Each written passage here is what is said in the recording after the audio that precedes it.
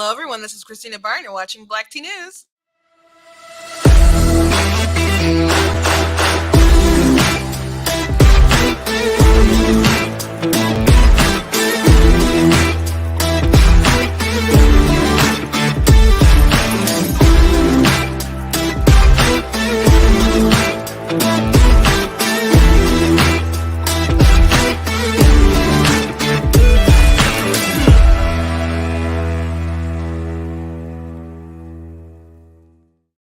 Hello. Welcome to Black Tea News. I am your host, Christina Barr, and today we're going to be talking about some leaked videos that have come out of Disney that I guess that their Reimagine Tomorrow project, which we've talked about before, which was referenced in the memo of Bob Chapek when he's like, before they like flat out came against the Florida bill, there's like, he said, oh, well, there's some things that we were previewing in the Reimagine Tomorrow project, and we're excited to talk about that in April. And or whenever it was coming down the line, or because it's not quite April, but I guess we're almost there. But right, yeah, it's the 30th.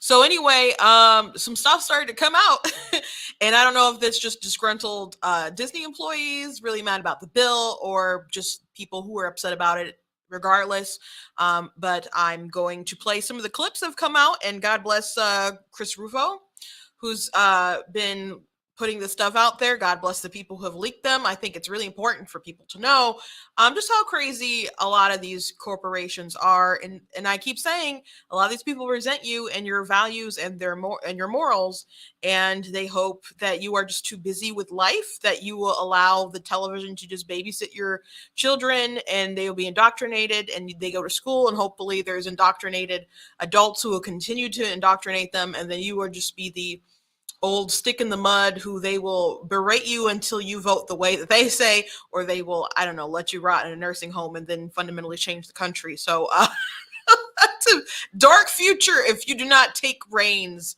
of your child's education and what they consume, because they don't have a problem necessarily that you teach children morals and values. They just have a problem that you want to instill certain morals and values in their kids and your kids, and they would rather do that themselves. So we're gonna look at some of these leaked videos.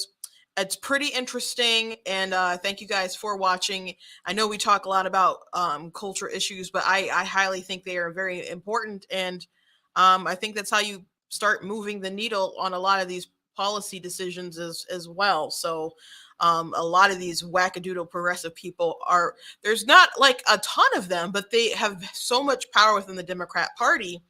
And I'm glad that there's people waking up to how utterly insane a lot of this stuff is. But unfortunately, there's a lot of big institutions that have bought into this stuff, whether it's a lot of the racial politics, but definitely a lot of this gender ideology stuff that they're really, really pushing. So we're going to talk about that. Disney is a huge company that owns so much of what you consume with your eyes as far as entertainment.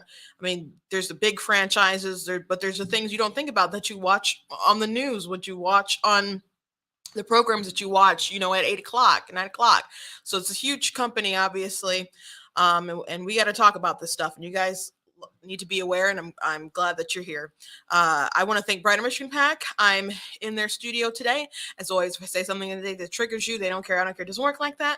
I'm, the one who's calling the shots, but I do appreciate them always uplifting conservative voices.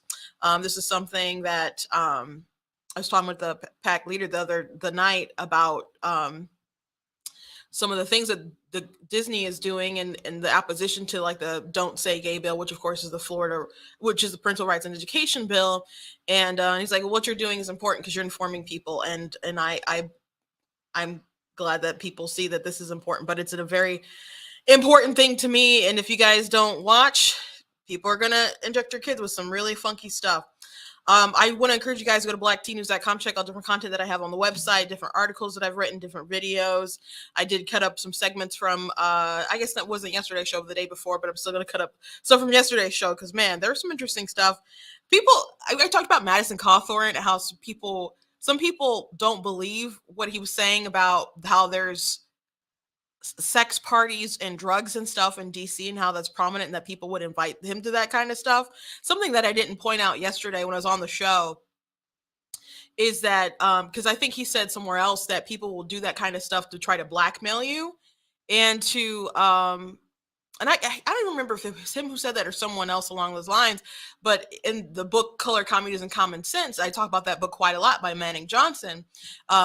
It's an old book, and this was someone who had defected, a black man who had defected from communism, but he talked about how the communists would use like real racial grievances to draw people into the ideology, but no matter what you had in mind, you could never, they would never allow you to supersede like communism for whatever you want to do with the black community.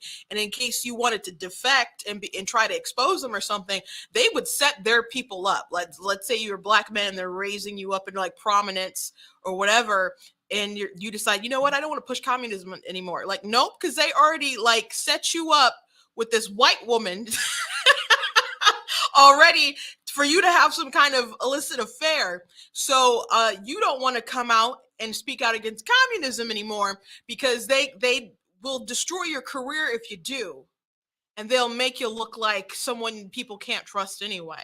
So people do set you up in these high places and authorities, so you'll be in their back pocket. So Jonah Hill there's a funny tweet, because Jonah Hill, not Jonah Hill, Jonah Goldberg from Dispatch, he had tweeted out something along the lines of, are we really taking this at face value?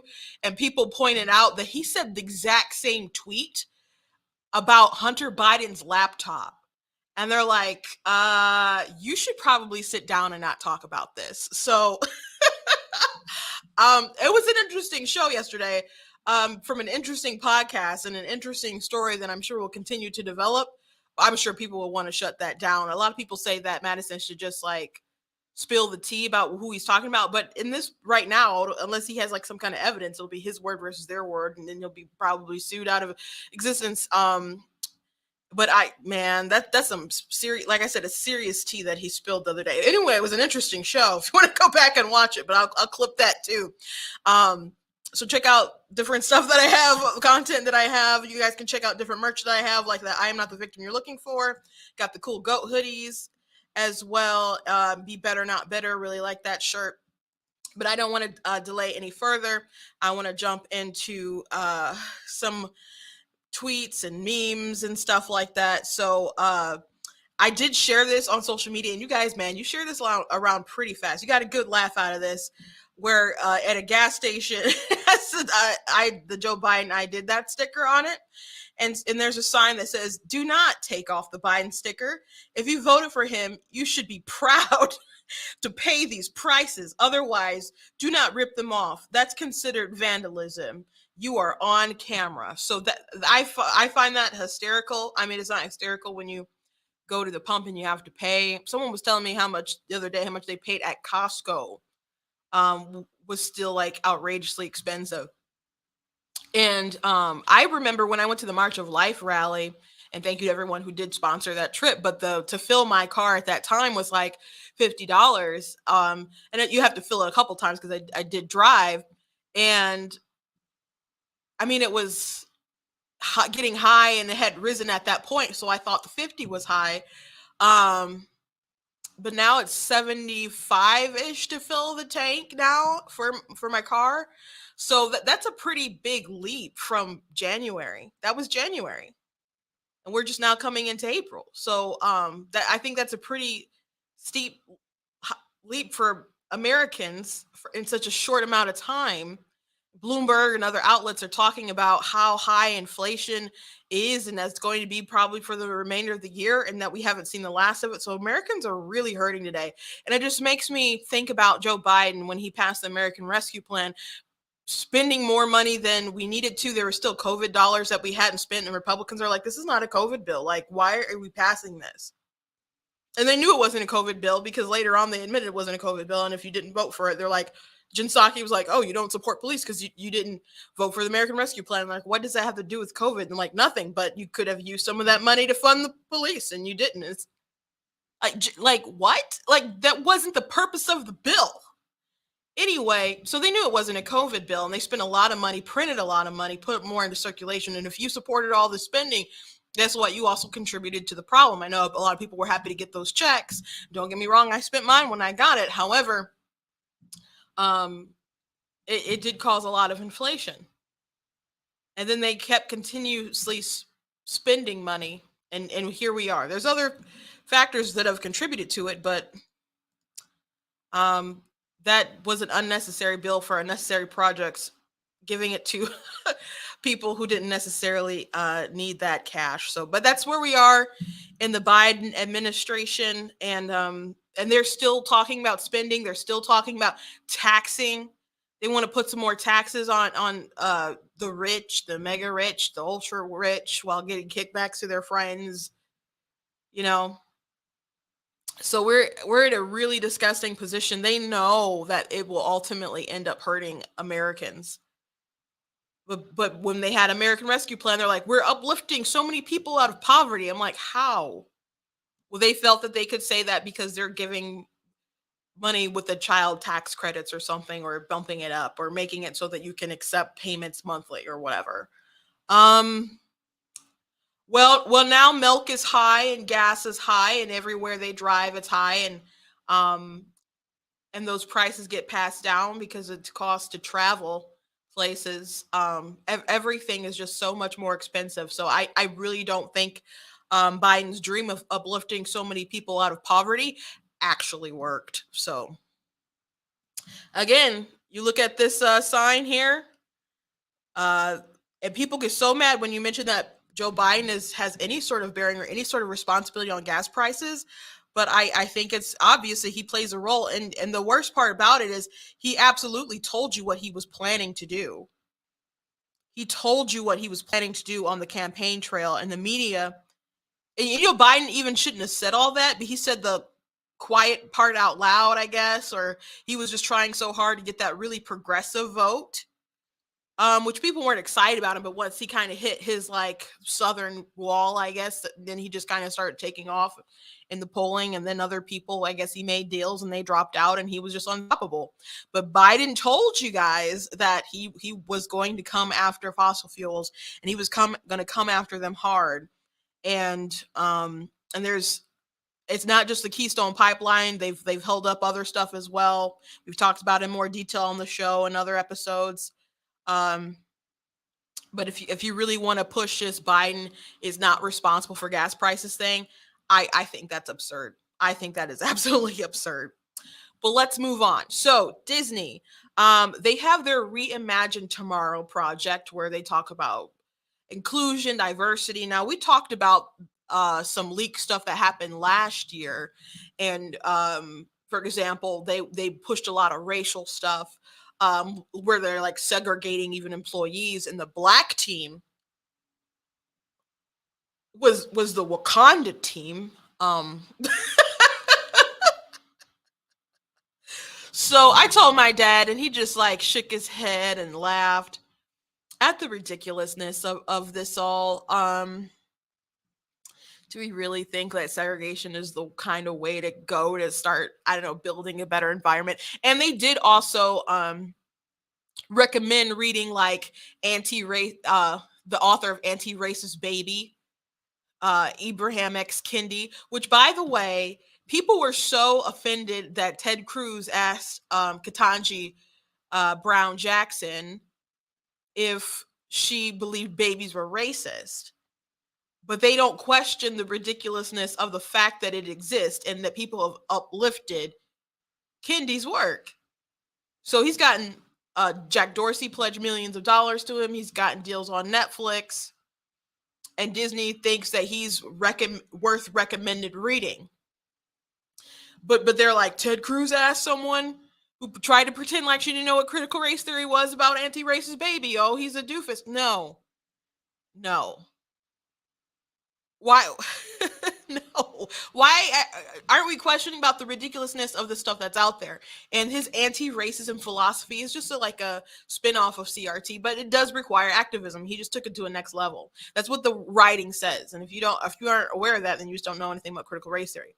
So anyway, I don't know how Chris Rufo gets all this stuff, what kind of network and connections he has. But there's people who are conservative inside Disney who don't appreciate the path that they're going down, who would rather their company stay as neutral as possible outside of the realm of politics, who feel that the work that they do extends far beyond our petty bickering, that we actually need like an intellectual safe space where we can just enjoy like the Little Mermaid or whatnot without sort of this heavy political detailing inside of it. And I agree with that.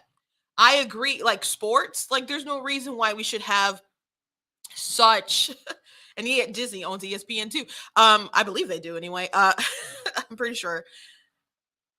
We need like a space where we can come together and just, it's not about who you voted for or whatever. It's just like, get out there and play the game. Let's finish. Let's do this.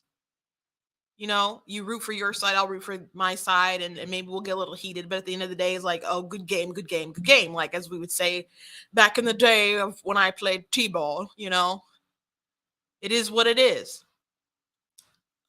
But they don't want to do that. They want everything to be political, absolutely everything to be political. And I don't know what it's going to be like for all these conservative employees who are literally afraid to take like polls within their own company because they didn't want to like people figure out it was them and target them and etc.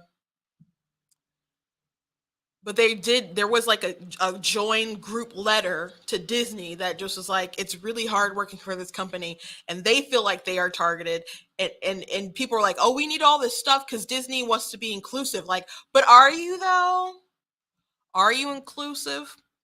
Or are you just really, really, really, really, really pushing an agenda? So I got a couple clips that were leaked, and it's all pretty amazing stuff. So here's a production coordinator who's working on. He referenced Moon Team, so I guess he means the Moon Knight TV show that is dropping relatively soon, if not tonight or whatever. I'm seeing like it trend right now, so I'm not watching it, but it's out there. That's going to be their new Marvel Disney Plus hit, they hope anyway. Space.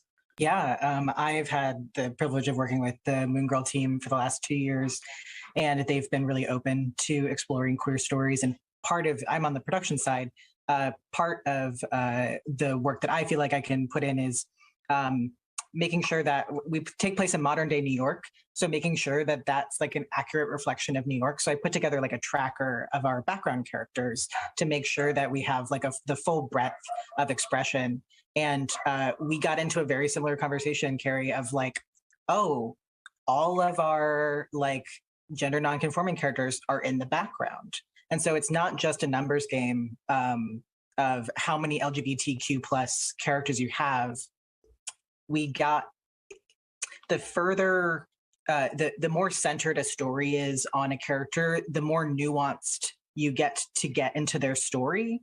And especially with like trans characters, you can't see if someone is trans. There's not one way to look trans. And so kind of the only way to have these like canonical trans characters, canonical asexual characters, canonical bisexual characters is to give them stories where they can like be their whole selves.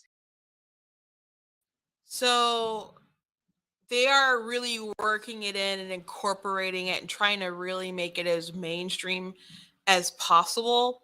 Not just a matter of just being represented, but he said they like, you have to have the space to be able to do this.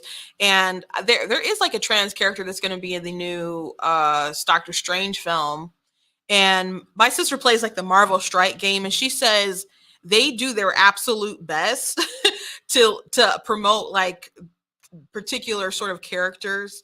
Like you'll be in a group or something, this person will have like all these different perks or whatever, and there'll be a free person you can use or whatnot. They'll just give really big incentives for you to fight and play with particular characters they're trying to make popular. So they even like push equity, I guess, in the mobile gaming. It's pretty funny. It's pretty funny how desperate they are, I guess, with some particular characters. Here's the corporate president talking about why this stuff is really important to her because she has two queer children, one I think transgender and the other pansexual. I'm here as a mother of two queer children, actually, one transgender child and one pansexual child, and also as a leader.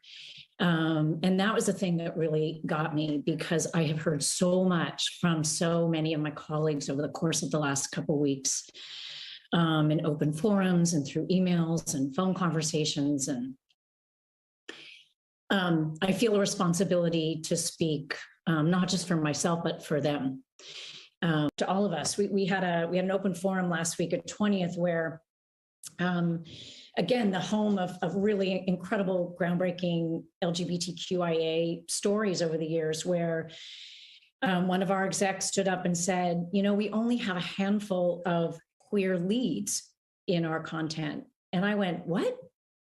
That can't be true. And I realized, it actually is true. We have many, many, many LGBTQIA characters in our stories, and yet we don't have enough leads and narratives in which gay characters just get to be characters, and not have to be about gay stories. And so that's been very eye-opening for me.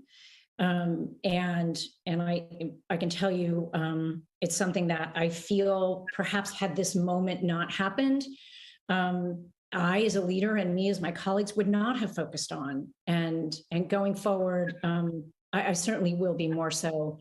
I know that we will be. And I hope this is a moment where, the 50% of the tears, sorry, are coming. We just don't allow each other to go backwards. So first of all, I find that hard to believe that people are unaware of the fact that they don't have more like queer leads, especially in their mainstream sort of franchises, especially because they want to make a lot of money in places like China, who aren't as friendly as like the US is to a lot of stuff like that. So her being like, really, we don't? Why? I don't know why you think otherwise. Like, you guys like will film something in Uyghur territory in China and then thank them in their movies. By the way, that happened with Mulan. They try to trash Ron DeSantis for his bill where he tries to protect parental rights. But filming in China is okay near Uyghur camps or whatever. So, and not sticking up to them regarding certain things and placating your content for particular audiences around the world who are less tolerant than Americans. So I don't totally buy like that. Oh, but to the two children who are trans and pansexual, I was trying to figure out the ages of her kids, and in my research when I was looking up, I couldn't quite find in a couple different articles, because basically articles and stuff that I was reading while I was trying to look up stuff about her was just reiterating everything that we just basically watched. But if you don't know what pansexual means, and when you look it up, it says that you have no sexual limitations. And so I don't know, if you have a child that comes up to you and says, Mom, I'm pansexual, and you're in your head, you're like, you have no sexual limitation. Like, I'd be super concerned. About that. And what does that even mean? Because, like, unless you're talking about you're willing to do your dog and the cat and the chair and the lamppost, like, what does that mean? Because there's two genders. Like, you just gay with some extra steps, as they say. I was watching a live of a friend of mine, gay man married to a man. He is gay. Very gay. And not like still masculine, I guess, but gay, okay? And he was talking about someone whose child said that they were gay. And he said, if a child came up to me, if my child came up to me and said, I'm gay, he's like, you talk with them through that. Like, what do you mean? Like, what are you saying? Are you saying that you're like sexually attracted and you want to sleep with men? Is that what you're saying? And I'm like, oh, that's interesting that he would, they still want to like critically, like, do you know what you're saying? Are you saying something that you think is on trend? Like, do you understand the boundaries of where you're taking this? People got so mad at me because I mentioned on Blue's Clues, they had this pansexual flag with the gay pride stuff. And I only pointed out the pansexual thing because I thought that was the least controversial thing. I was trying to find the image real quick, but I've showed it before. But they had a P for Pride video, and they had the different flags in the background. They had trans flags, I think non-binary, etc. But I focus on the pansexual one because I thought that was the most controversial one because the definition is no sexual limitations, and most people thought that was inappropriate content for Blue's Clues, which is preschool, like ages 3 through 5. Right. But there were some people who are insisting that you need stuff like that because you need to teach inclusion. And they didn't like my definition. They're like, it just means that you love without any sort of boundaries. And I'm like, I love all kinds of people who I'm not sexually attracted to, that we're just friends or we're colleagues or relatives. But if you're talking about a sexual orientation, like, you can love a lot of people. Like, that wasn't a friendship is magic flag. So do people even really know what they're talking about with this stuff? So someone mentioned the Pride Parade. Yeah, that was another thing that I mentioned in my video, and it went well, how much? It got about over 600,000 views on Facebook, and it got over 400,000 on Twitter. I mean, on TikTok. So overall, got it, over 1 million together on both platforms. And my TikTok crowd, mostly, there were some weirdos that came on there who I was arguing with back and forth quite a bit. But overall, majority were like, yeah, this is not suitable content for children. When I put it on Facebook, there were some people who started sharing it, I guess, into some groups where there are people quite angry. And that's why I have a few negative reviews on my Facebook page, I'm sure. People did not like what I had to say. But you can teach people to be inclusive just by being respectful of each other when you get to a space. You don't have to love what everyone does. You don't have to accept what everyone does. And you shouldn't teach your kids to accept everything just in general, period.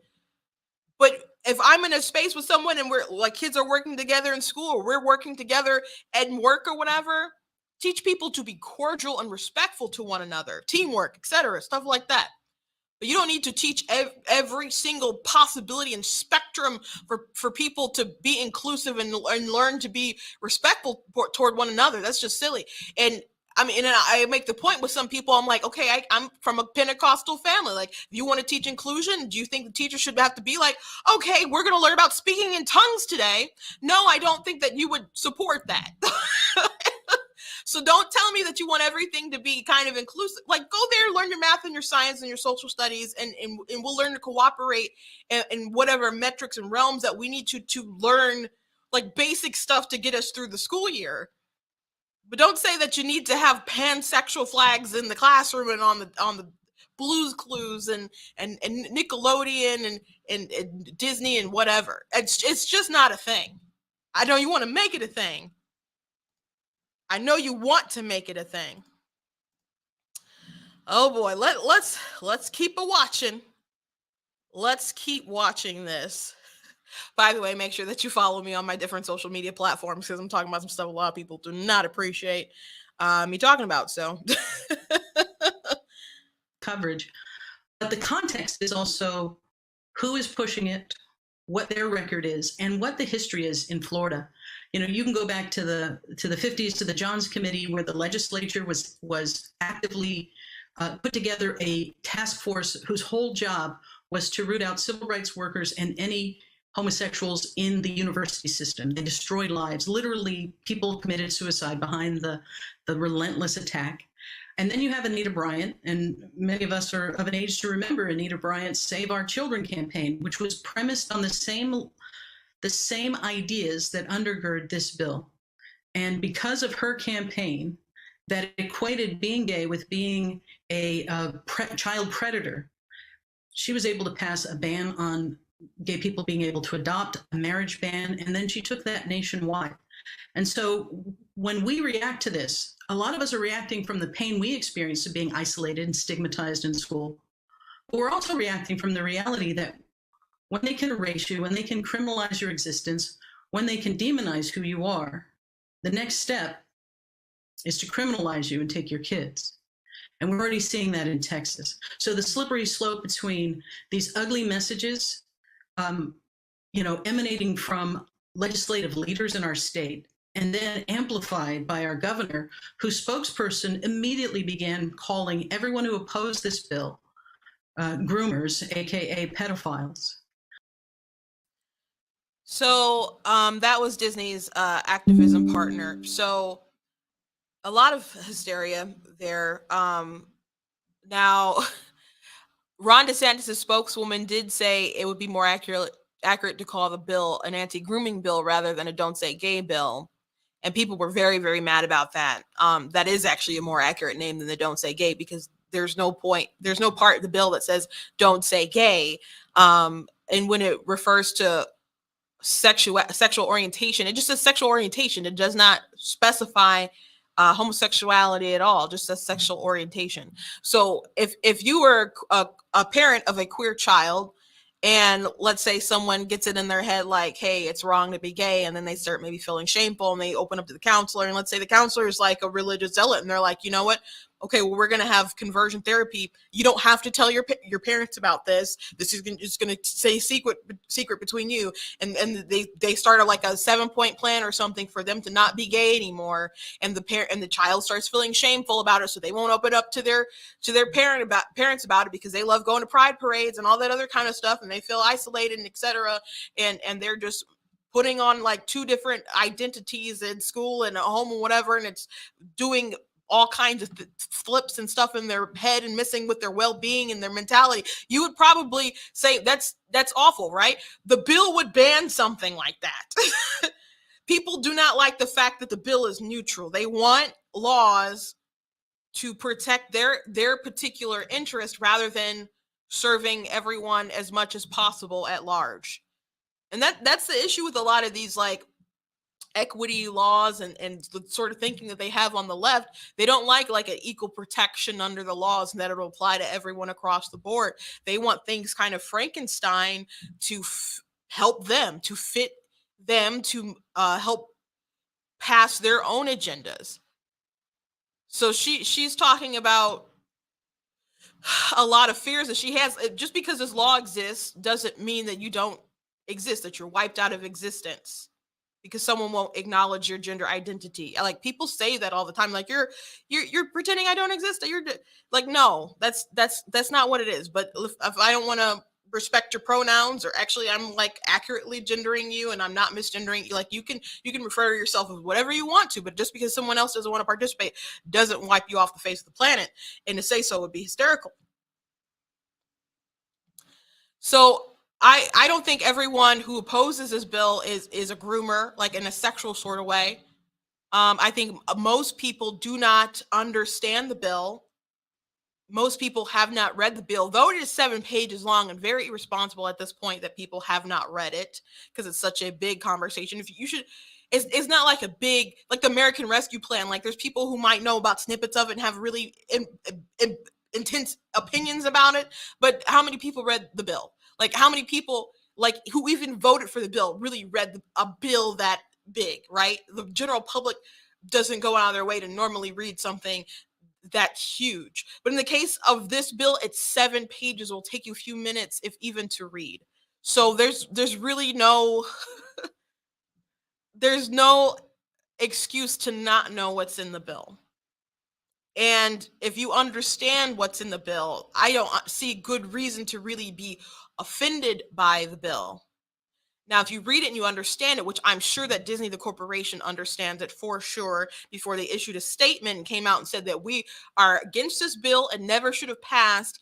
And they said that they are going to empower people in the courts and stuff to try to strike it down. Here, I read this yesterday, but Florida's HB 1557, also known as the Don't Say Gay bill, and I pointed this out the other day. They did not even have the courage to say the true name of the bill, Parental Rights in Education. They use a propaganda name.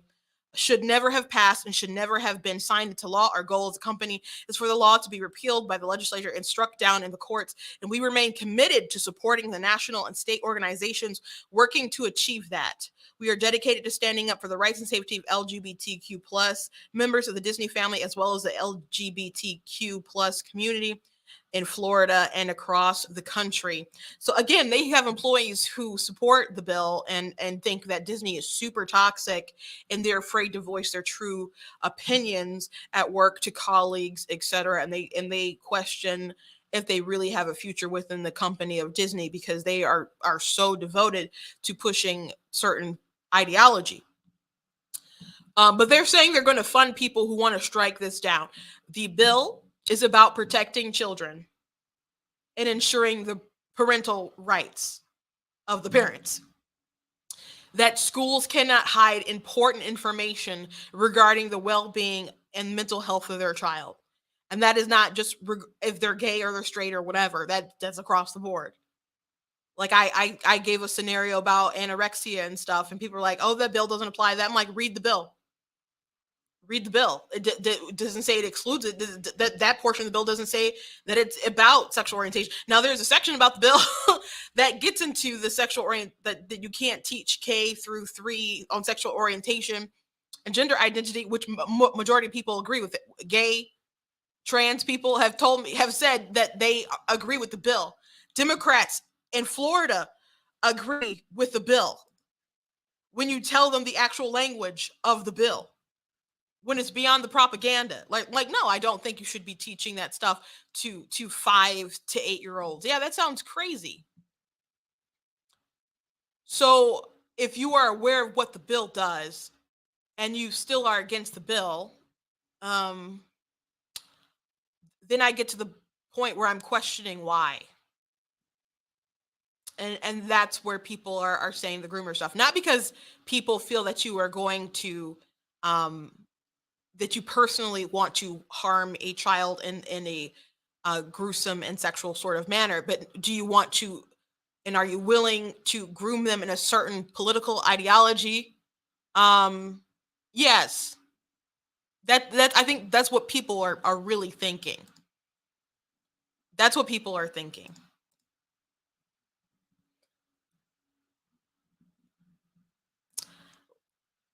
Let's move on. Last summer, we removed all of the gendered greetings in relationship to our life skills. So we no longer say ladies and gentlemen, boys and girls. We've provided training for all of our cast members in relationship to that. So now they know it's hello everyone or hello friends. We are in the process of changing over those recorded messages. And so many of you are probably familiar when we brought the fireworks back to the Magic Kingdom. We no longer say ladies and gentlemen, boys and girls, we say dreamers of all ages. And so I love the fact that it's opened up the creativity, the opportunity for our cast members to look at that. We have our cast members working with merchandise, working with food and beverage, working with all of our guest facing areas where perhaps, we want to create that magical moment with our cast members, with our guests. And we don't want to just assume because someone might be in our interpretation, maybe presenting as female, that they may not want to be called princess. So let's think differently about how do we really engage with our guests in a meaningful and inclusive way that makes it magical and memorable for everyone. And so they're never not using like gendered sort of language anymore at Disney. They're trying to phase that out. That's a little weird to me. It's a little weird to you guys. It reminds me of like I'm sure you guys have seen The Incredibles. Maybe it's a very popular Disney film. The first one was much better though. And we waited like 10 years, man, for a sequel. But I'm sure everyone loved Baby Jack Jack. But if you recall back to the original film that came out forever ago, I think I was still in high school at the time. There was the character Syndrome who wanted to have superpowers, but he didn't have superpowers, so he used his mind and his intellect to create hover boots and stuff like that, and he wanted to work with Mr. Incredible. And of course, he's like, go home, buddy, you know, you're just gonna get hurt or whatever. So and Mr. Incredible's like, I work alone. And so he was just torn up about that. So he spent his years developing his company, making all this money and stuff, because he just wanted to really still be a superhero, but not really a hero because he was doing horrific things. He was hunting down superpowered people, and he wanted to get rid of all the superpowered people, and he wanted to become a hero himself, and he wanted to sell his inventions, and then everyone would be capable of having superpowers. And he said, when everyone is special, or he said, when everyone is super, no one is super. So when watching her talk about how they're taking out ladies and gentlemen, and they're just calling everyone dreamers and etc. That's what that reminded me of, because they're so desperate to protect this sort of ideology and to not offend a particular base, that they're willing to erase what's special about being a male and a female, because they wanted to be able to apply in a fluid manner. Like, you can identify as and believe you're a woman one day, and you can be a man the other day. Gender fluid is a thing. That's a thing that they talk about. Not Disney so much that I'm aware of, but just in general in those circles. And one day you can feel more masculine and more feminine, and you can whatever. So it's kind of like Kentaji Brown in the sort of dilemma you have with her, because everyone is insisting that it's important that she's the first Black justice, who will probably at this point be confirmed. Susan Collins said she was going to vote for her, so she's going to get like maybe 1 or 2 Republican yeses, unless there's other stuff that comes out about her that ends up swaying these people when the vote happens. I'm hearing there's more kind of gruesome details about her sentencing that keeps popping up, but I don't know if that's going to end up swaying anyone or not. But they keep insisting that it's so important that she's a Black woman, that they got a Black woman on the bench.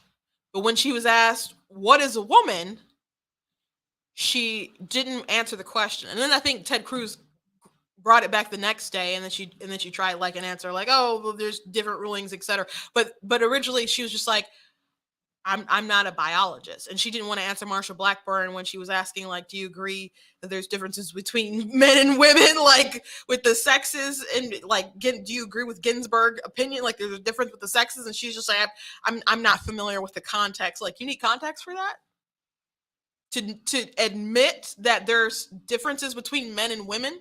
If you don't understand that, like, at least that particular fact of life, how are you going to rule in regards to things that might come up with these sports issues? Because if you're just like, well, I don't know if there's a difference between men and women.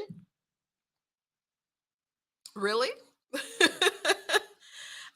Because Leah Thomas was like 400th whatever place as a male athlete, and then he moved into women's swimming or whatever, and then became number 1. And the time with Leah, as I think William is his real name, William had with like his timing and versus like when he was beating all the females, there's not much different. It doesn't seem like the estrogen really tampered him down that much.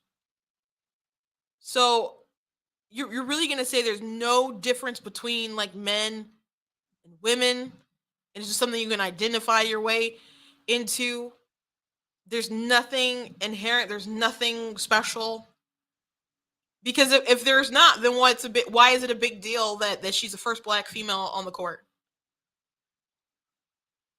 And if there's not nothing special, then why do you feel like you have to get rid of the gendered language? People were mad at Adele or a couple people, and they blew it up, like a couple people on Twitter. I don't even think it was like real big accounts. And then they decided to write articles, and then it became a big discussion and whatnot. But when I first read the articles talking about this, I'm like, this person has like no followers. Like they're making this a big deal. But she was at an award show, and they decided to get rid of the male and female category. And Adele, who is a great artist, ended up taking the win. And she, in her award speech, she's like, I do love being a female artist. And people are like, how dare she? How dare she, when they do this award this way for this particular point? And then she still makes it about her being a woman. Well, she is a woman. And J.K. Rowling, said similar stuff. Like, I can't just ignore the fact that I'm a woman, that I've had experiences that have been rooted in being a woman. I can't just forget that. So Disney, like, actively trying to make the gender neutral stuff is interesting. But that's a sort of ideology that they have with this company. And they're also hurt, and so many of them say they're wounded and they're offended with this Florida bill. I have no doubt that many of these employees did not take the time to read the 7 pages of the bill. But Walt Disney as a company issuing that statement, they have lawyers, etc. This is a really, really big thing that they're doing. And like boycott Disney was trending the other day. Daily Wire, some kind of announcement.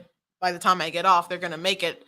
I don't know what they're going to do, but there's people who are like saying you need to cancel your Disney Plus. You need to not go watch a new Marvel film. You need to drop Star Wars and stuff. And I know a lot of people don't feel that they're there yet, and I don't necessarily want to push people to make those decisions. But I do think that Disney needs to be aware that they are really isolating parents, their customer base. And I don't appreciate the fact that so many of them in power resent people. Like, I showed you guys the graph. Most people agree with this bill. And these are Democrat voters in Florida who agree with this bill,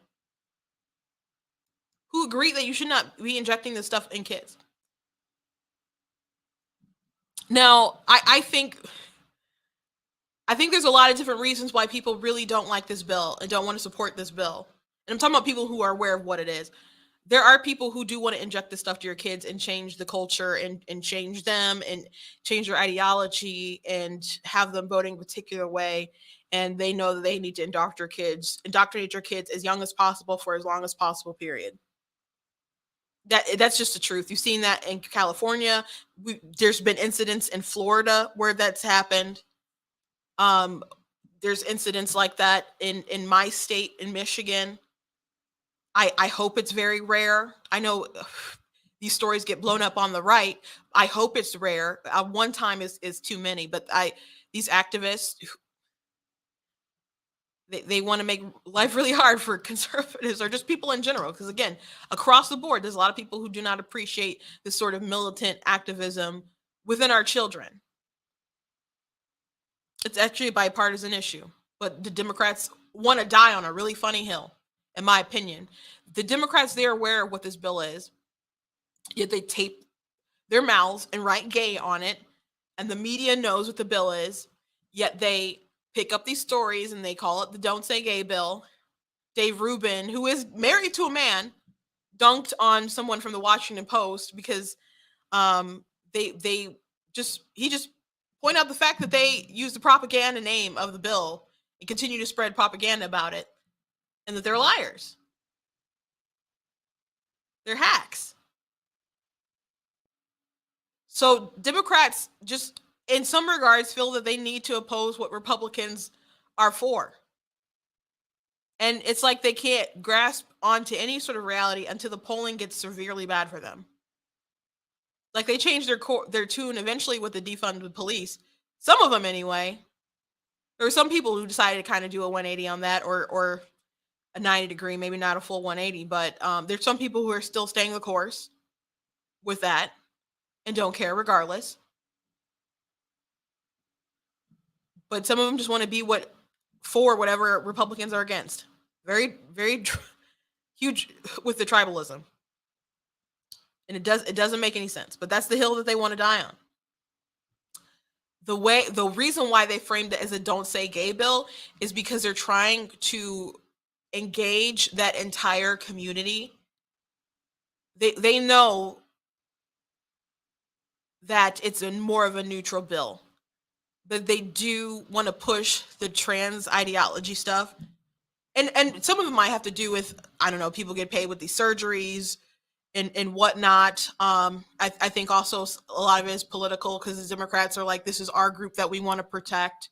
So they are trying to conform their tribe that they feel will be loyal to them at the polls. I think that has a lot to do with it. I mean, there's one kid who was like the chair of some party here in Michigan, and I met them. They're, you know, nice kid, and was really involved. All of a sudden, he just decided he was trans, and then like flipped his entire ideology around, because and there was some infighting in the Republicans and stuff that he had to deal with. So I'm sure like that had probably turned him off to some stuff, but it was like his whole ideology flipped in order to affirm this identity that he had. So it's some powerful stuff. So I think that has something to do with it too. But there's a lot of people who are gay, lesbian, bi, and even trans who do not like the militant feel of that sect. So if this bill was presented honestly, you would not have all this drama. You would not have all this drama. Ron Perlman released a video saying, you know, talking about gay, gay, gay. And it's like, dude, aren't you the least bit embarrassed that you did not read this at all? I'm going to play it. Good morning, Governor DeSantis. Ron here. Don't say gay. Don't say as the first two words in a sentence spoken by a political leader of a state in the United States of America. Don't say. Don't fucking say, you fucking Nazi pig. Say. First Amendment. Read about it. Then run for office. You piece of shit. I apologize for all the language. I forgot he was going to drop so many. But how can you not be embarrassed to have such a strong opinion about something you don't know anything about? How?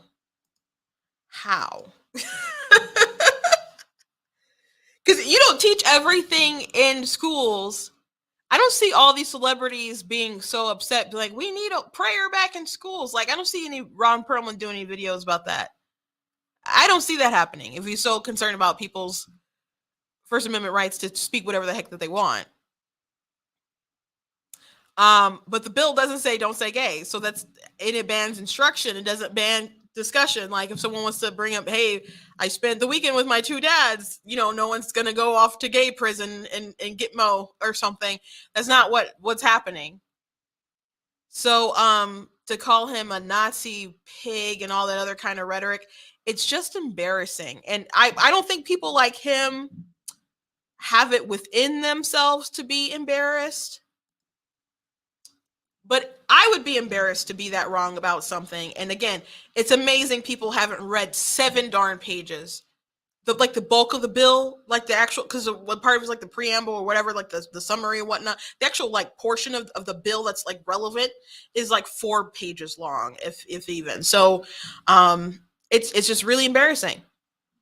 But they couldn't be honest about what it is. They had to do this whole don't say gay narrative. Which, by the way, even if it didn't have anything to do with sexual orientation, I'm pretty sure people would be like, no, I mean, with the gender stuff, ideology, I'm pretty sure people would still be like, no, I don't want that in schools for my 8 to 5 to 8-year-old. So, but the bill, again, is very neutral. So what's another reason why they're really probably upset with it? Probably the portion where schools can't hide information from the parents. That probably really grinds their gears because they do not feel that the parent should be the ultimate authority in regards to that child. That's why so many people don't like kids being homeschooled, because they want access to your children. That's why so many people are pushing childhood care like earlier and earlier. It's not just because they care so much about the working mother. They want earlier access to your children. And they want more government money funded into that stuff because money comes with strings attached. I would be leery about all this kind of stuff when Biden talks about it. Oh my gosh, yes. They want to control what happens with your kids. Michigan Democrats got into some trouble because they tweeted out something some time ago about the society. I don't think I have it here. I don't have the image, the graphic ready to pull up, but they to paraphrase, they said, where'd they get this idea that it's the parents that are supposed to talk about or control what the kids learn in school? The client isn't the parents. The client is the society, and the society will teach what the children are supposed to know. And if you don't like what the society decides the kids are supposed to know, then you can pull them out and you can pay for private school or homeschool or whatever. So when people saw that, Republicans saw that, they're like, this cannot be real. And lo and behold, people just link it back to their Facebook page, and yes, it was absolutely real. Someone had the goal to post that. They eventually took it down and were like, this doesn't reflect our candidates. Yes, it does. Yes, it does. Man, I worked at the Michigan Republican Party, so the counter to them, if I had posted something like that, I probably wouldn't have had a job. And I don't know if there was any repercussions to the person who posted that, but they would have made that like scout. My head would have been a scout. I think so. We're like, we have destroyed her for her view. Like, this does not reflect us. But it was up there. I don't remember exactly how long it was up, but it was long enough to question, like, now you guys are just upset because people are flipping out about this. And it wasn't just Republicans upset. Across the board, that is a very odd opinion to have. Like, how come parents aren't part of the society? Who is the society? And what is it that the society wants these children to know? And a lot of these unions that are very, very political,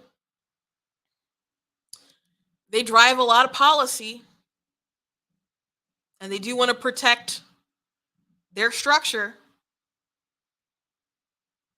There's an article about the teachers' unions and how they would coordinate with the CDC, and the CDC would like change information when it came to like masking and online learning and other stuff like that. Like the kids, we've known for a very long time with just common sense, I think, but people didn't want to use that in like 2020, 2022, 2021, 2020, people just didn't want to use that.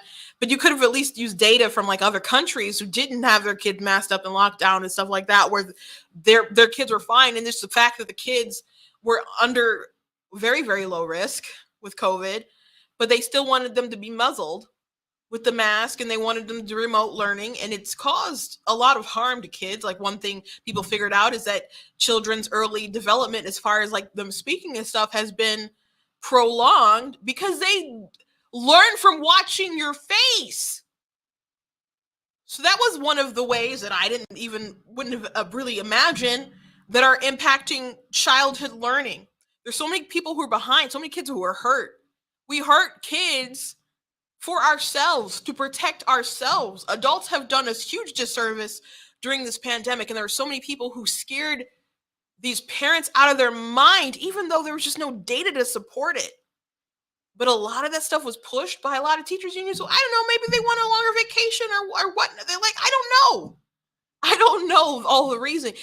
Maybe it was for more funding, more cash, more money that they could use. And some of this COVID money, by the way, people have used on diversity, equity, inclusion training, CRT type stuff. And I'm sure other useless kind of garbage. So this idea that if schools don't just turn over information that's important for parents to know about the kids, that probably really just grinds a lot of people's gears. They probably just hate that. I think that's the most important part of the bill. But people are hung up on don't say gay, a portion that doesn't exist. And Disney has decided to come out against the bill using its propaganda name, again, with this phrase, it does not exist. And they're saying that they are going to be committed to supporting a national and state organizations working to achieve that, striking it down, having it repealed, etc. So Disney is they're going to continue to push stuff throughout their content, which was going to be what they were going to do anyway. But to me, it sounds like they're willing to fund all these activists who are of that mindset that we should hide things from parents and we should be teaching this stuff to your kids. And so if that's where you really feel, if that's how you really feel, I don't know how to have much middle ground with you. I've said this like on TikTok and other places. I'm like, you're just my enemy. So I know a lot of people love the magic of Disney. And man, I grew up watching, Disney movies and cartoons, loved it dearly, know a lot of the songs and the music and whatnot, really like some of the Pixar stuff. Grew up reading comic books. We have thousands of comic books in my house. It's no exaggeration. But somebody's gonna take a stand. And I'm not saying forever, but people need to at least let Disney know that this is not to come against their customers and the best interest of their customers and their children is not something that you're willing to put up with. So you got to make a stand somehow. You got to make a stand somehow. I know some people have canceled Disney Plus.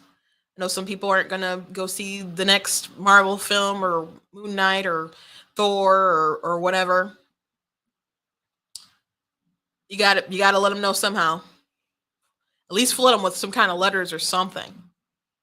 But we got to let them know that we're not going to just allow them to indoctrinate our kids and then fund people who want to fight to do it. I'm going a little over.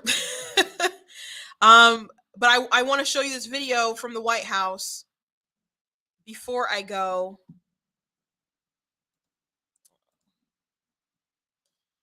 So they are committed to reaching out to the DOJ.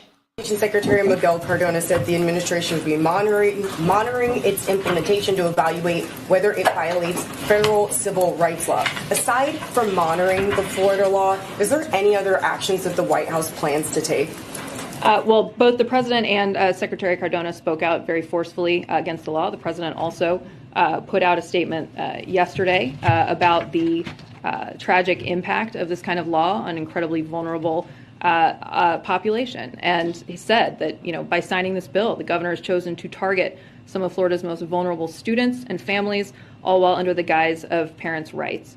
So the Department of Education, as you noted, will monitor this law upon implementation to evaluate whether it violates federal civil rights law. And obviously we will come back to you as we have more information on that. So they're planning on sicking the DOJ, huh? I'm not surprised because, again, look at Loudoun County. You had the boy in the skirt who sexually assaulted a girl in the bathrooms, and the school tried to hide it. Dad flipped out.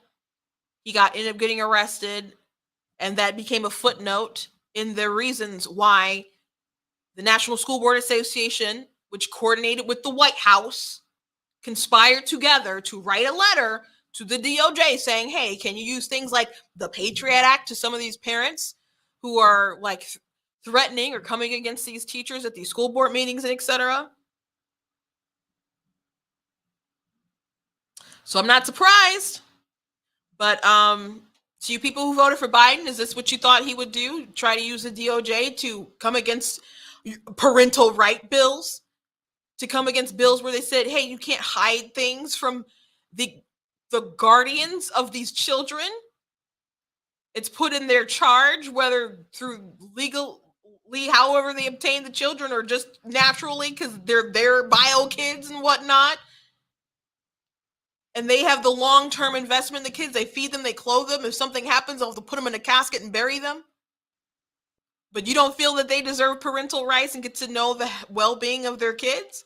And you want to go to the DOJ and see if it's violating some kind of civil rights? Good luck, sir. I have no doubt that Garland, who is not the herald of justice that people thought he was originally when Obama nominated him to the Supreme Court. And you know what? Funny that the Democrats who were so mad that he missed his chance there weren't like, put Garland on the court. Because they're like, that's Garland. That's his seat. When you had Gorsuch, they were happy about Ketanji or whatever. They didn't say, hey, that's his seat. How come they weren't advocating for him to get his seat back? Since they feel like he should have been on the courts. Like he missed his shot. Someone stole it from him. Just a question. I have no doubt they'll try to run some just garbage. And maybe this will go all the way up to the Supreme Court or something one day. Maybe. And I hate the fact that I can't say what a woman is because I'm not a biologist, is probably going to be on the court when that time comes. But hopefully, we still have a conservative majority of people who are sane and will say, yes, parental rights are important and this doesn't violate any sort of civil rights. You guys are just dumb. Last thing I want to mention before I go very quickly, Chris Wallace, he as you guys probably know, he left Fox News and he's going to CNN to do a show for their digital platform, which I don't know who's going to buy. We'll see how that goes. We'll laugh if it just is destroyed and worthless and they lose money on it. But Chris Wallace talked about why he left Fox News. He said, I'm fine with opinion, conservative opinion, liberal opinion, Mr. Wallace said in his first extensive interview about his decision to leave. But when people start to question the truth, who won the 2020 election? Was January 6th an insurrection? I found that unsustainable. But it wasn't an insurrection though. Like the FBI, investigated that. There was no sort of pre-coordination that they could find regarding that. To me, it's so obviously it was like a riot. People there are people there who did bad things and shame on them. Like when it happened, I was kind of in disbelief. I'm like, man, y'all got played. Why would you do this? People with the horns and stuff, I've never been yeah, pro them. That's their house too. They get to walk. No, I've never had that sort of attitude, but it wasn't an insurrection. You think these people, first of all, if you listen to the grievances of people who went there or just in general, when they're stop the steal rallies and all that kind of stuff, they believe that they had legal grounds to take that stuff to the courts because they did legitimately believe that the election was stolen. So it's not about them trying to overturn the government. They legitimately believe that they were protecting liberty. And you can disagree with that. But they weren't trying to just overthrow the whole system. They thought they were doing things within their legal grounds. And again, people did bad things and there was a riot. Okay. But to say it was an insurrection, you think people who are in real life probably armed to the teeth, who did not show up with their extensive collection, armed to take over the government, you think they just came to an insurrection without their AR-15s? That's just not smart, Chris. It's just not smart. It doesn't make sense. It doesn't make sense in the least bit. Not in the least bit. And you can argue about whether Trump should have had a rally there and etc. I didn't people going there to support Trump and stuff is one thing. Maybe he shouldn't have been leading the rally himself there, but he did not call an action of violence. So this thing it's just, we're questioning the truth. We're questioning reality. God, oh my, Chris, it just wasn't. And I understand people say that, people get very upset about that, and like that's all people had to say. That was like the Democrats' main talking point, but that's not more powerful than inflation. So people aren't talking about that because I guess they've realized that people are tired about that conversation. But this just isn't reality. This just isn't reality. It's just not. It's just not. And there's a lot of people who had questions about the 2020 election just from like watching the numbers, and they're like, a lot of the stuff doesn't make sense. And then there's people who are like, look deeper into things like, oh, well, now it makes sense here, or it doesn't make sense there. And people had questions, sir, but like the insurrection thing, come on. Come on. So let's look at the second quote that I had. Before I found it was an environment in which I could do my job and feel good about my involvement at Fox, Mr. Wallace said in his time at the network. And since November of 2020, that just became unsustainable, increasingly unsustainable as time went on. Still, he acknowledged that some viewers may wonder why he did not leave earlier. Some people might have drawn the line earlier or at a different point, he said, adding, I think Fox has changed over the course of the last year and a half, but I can certainly understand where somebody would say, gee, you were a slow learner, Chris. But you're going to CNN, bruh. You're going to CNN. You're going to CNN where they had, the Cuomo show, where they had Chris interviewing his brother Andrew, where they had their comedy routine where they're doing their best to like try to protect him and his image of governor. Where Zucker and all these people are like coordinating together, where they make up stories about Trump, having some kind of issue because they're looking at his hand like, oh, is he going crazy? Does he have some kind of health problem? And they just introduce these ideas and these thoughts of people knowing that it was just crap. Running stories about, did he feed the koi fish wrong? And just other nonsense. Like, want to talk about questioning truth? Do you remember like a fiery but mostly peaceful protest? So it's fine if he wants to leave Fox. It's fine if he wants to leave Fox. Okay. But you're going to CNN. That is not an objective news site in the least bit. Who've thrown in, who try to pretend like they are above board and serious news journalists when they are activists themselves. Stelter, especially Lemon, Breonna Keller, so many of them. The most, like maybe Wolf and Tapper and maybe Cooper are like the most level, but they have moments as well. So Wallace, this just doesn't make sense. And it's at a time you're going there when they've been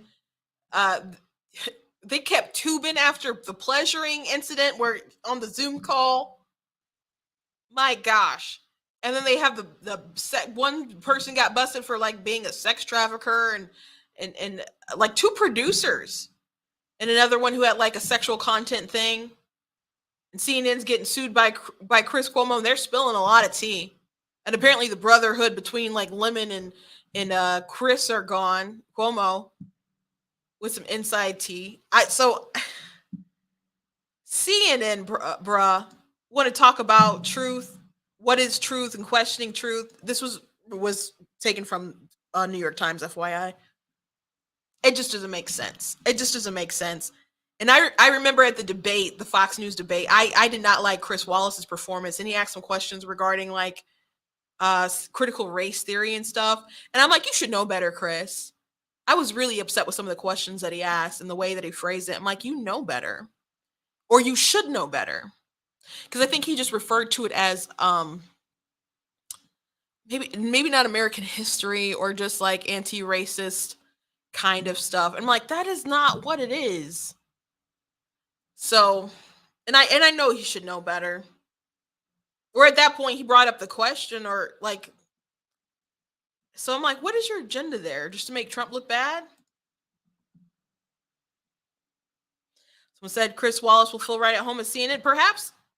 I don't know how he'll feel with Zucker gone, because I think Zucker was the one who really pushed to have him there. And of course, Zucker is out because he was having an illicit affair with someone else, another person at CNN, who probably rose through the ranks because of, their sexual favors and whatnot. And people say, well, they were both not married. Like, well, do you know why they're both not married? Because they've been diddling around with each other for years, for years. So, and I'm sure that's not even all the reason why. It's probably how they coordinated with things with Cuomo. And there's just a lot of ethic violations that are probably going to come to light as the Cuomos seek their revenge on CNN. So you can have picked a better network for you, Chris. Good luck at CNN. There's just, you got to know where the bias is. There's just not a lot of straight news or whatever. Like, you guys know I'm talking to you with my conservative bias, but I try to be as honest about whatever, but you guys know that's from my perspective. But he's going on a network with professional pretenders who try to pretend that they're serious and upright when they have just as much a bent as far as ideology as Fox. And someone asked, like, what's the difference between like Fox and CNN? And I'm like, as far as like the ideology stuff. And to be honest, I think Fox does play to their audience, but I think CNN does the propaganda to move their audience toward what they believe is true rather than just kind of reporting the news. So I think there's some people at Fox who lean toward what they think their audience want to hear, and they phrased it in that particular way because they know that the time is money and et cetera, and they want those viewers as eyes, et cetera. But when it comes to like CNN, they're like, we have an agenda to push. So we got to present it this way. Like, we got to present CRT this way, or we got to ignore the Hunter Biden laptop story, or we got to, push the gender ideology stuff. And we got to say the Don't Say Gay bill. And we need Don Lemon to come in and cry about racism and how Trump, said very fine people and push the fine people hoax and stuff like that. That's what I think the difference between the two of them are, to be honest, but, if Chris feels like that's where he's belong, that's where he belongs. But anyway, thank you guys for watching the show today. I know I went a little long, but I do have to go now. But I do encourage you guys to go blacktnews.com, check out different content that I have on the website. Please check out different merchandise that I have on the site as well. Like the You Are Not That Special shirt. And I got the cute little mugs as well. You guys can check out. Got black tea mug. I already showed you that I'm not the victim you're looking for. I voted for President Trump, and all I got was historic peace, deals, border security, ISIS destroy, etc. Gas under $2, no new wars, a tax cut, and this lousy t-shirt. So that's a cool one to have. And of course, I'm going to show you guys my goat hoodie and my shirt with the goatee. The hoodies are really, really comfortable, but I know it's getting a little warmer, or we hope it's getting warmer. When I went to the car this morning to my sister work, there was ice on the windows. So she was like, I was really, really hoping we were beyond this point, but I don't think you can really know until May. So make sure you wake up early enough to check if there's ice on your cars if you are in the Midwest like I am. God bless you guys.